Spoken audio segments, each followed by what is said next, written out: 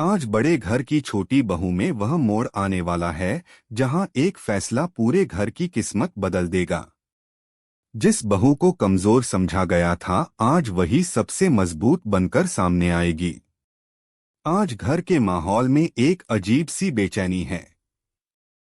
हर कोई समझ रहा है कि कुछ बड़ा होने वाला है। अहाना चुपचाप पूजा घर में खड़ी है। उसकी आंखों में डर नहीं बल्कि एक अजीब सा सुकून है, जैसे उसने अंदर ही अंदर कोई बड़ा फैसला कर लिया हो। दूसरी तरफ अर्जुन बेचैन है। उसे लग रहा है कि उसके हाथ से सब कुछ फिसलता जा रहा है। वह सोच भी नहीं सकता था कि जिस अहाना को वह हमेशा दबाकर रखना चाहता था, वही आज इतनी शांत और आत्मविश्वासी नजर आएगी। दुर्गा देवी आंगन में आती हैं। पूरे घर की निगाहें उन पर टिक जाती हैं।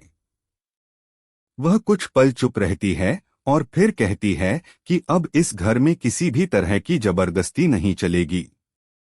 यह बात सुनकर अर्जुन हैरान रह जाता है। उसे उम्मीद नहीं थी कि उसकी मां ऐसा कहेंगी।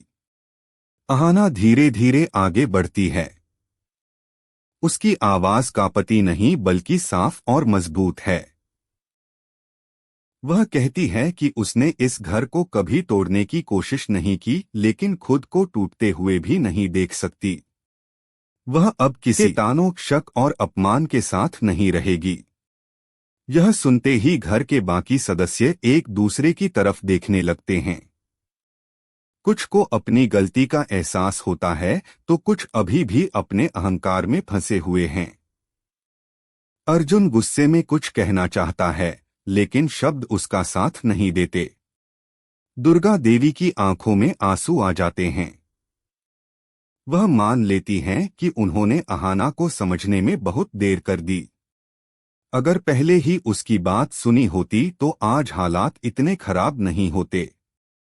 उनकी यह स्वीकारोक्ति पूरे घर को भावुक कर देती है।